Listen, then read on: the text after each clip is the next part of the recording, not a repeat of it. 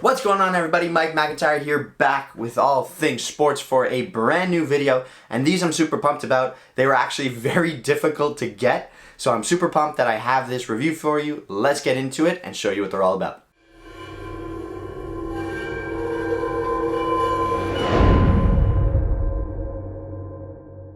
Before we begin, guys, thank you for stopping by. As always, be sure to check out that first link down below in the description to check out my store if you guys want any merch. And again, we have the membership option active, so if you are interested in supporting the channel, please check out that button down below, the join button, to engage in that membership option.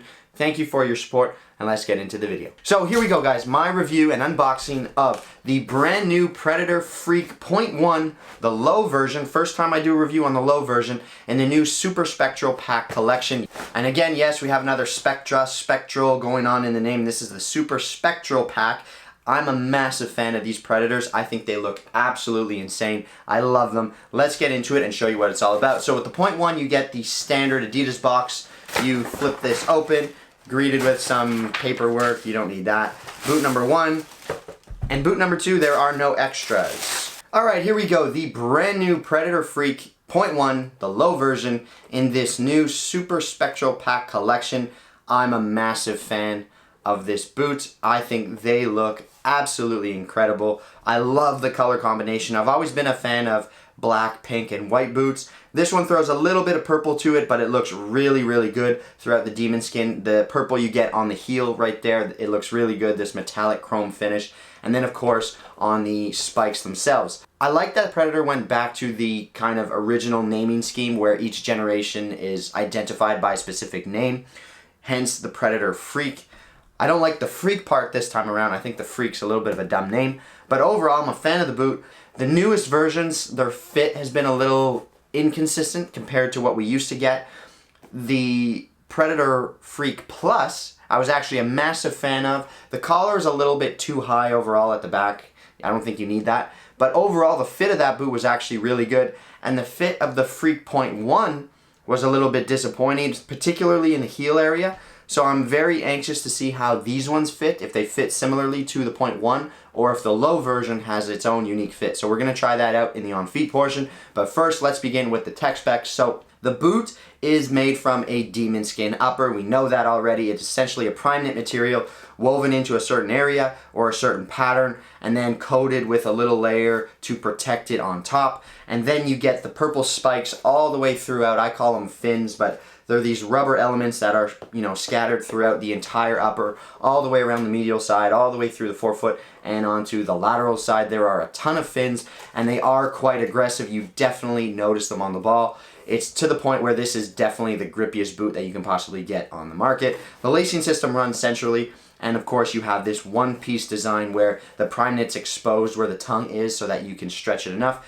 to get your foot into it. You have a two-piece sole plate design right there. This is the control frame design. You have the forefoot area and the heel portion, external heel counter. The studs are really kind of a unique shape. I guess I can't complain too much about them, but I would like them to be a little bit more conical, but overall, that's really not too big of a deal. So I'm a fan of the sole plate. You do have some reinforcements throughout the midfoot area right there. And the collar does not run too high, obviously. This is the low version, so it's not going to extend up higher up your ankle. It is the standard low-cut version, and this is new for this year because they didn't really offer this in the previous generation of the Predator. So that's pretty much it. I mean, I've gone through the boot before. It's not overly new from a text point perspective. Obviously, you do get more fins this time around compared to last year's Predator.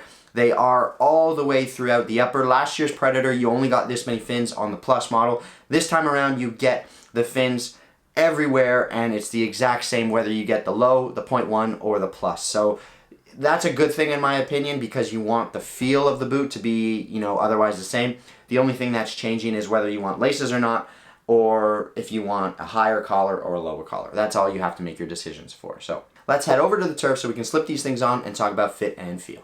So slipping the low version on feet for the very first time, there are a few differences that I noticed right off the bat. The first thing is on the standard .1 version with the collar, it really felt weird. I couldn't get my foot all the way into the boot, and it always felt like my heel had more room to step down into the boot, but I couldn't get it there. It was strange. It was like the heel was really compact and it didn't allow my foot to get all the way into the boot, and it just felt like it was jammed up against the back of the collar area. I don't get that on this one. This one, I really get my foot all the way into the boot. It feels good. I'm a big fan of the collar area. I really like the way this boot wraps your foot. There are no loose spaces around the collar, and it does feel really good on feet. It is a tiny bit tight around the forefoot area, but I suspect with time, as the boot softens up, I really think that that will go away and that forefoot area will kind of mold to the shape of your foot in a really good way. So I'm a huge fan of this Predator .1, this low version.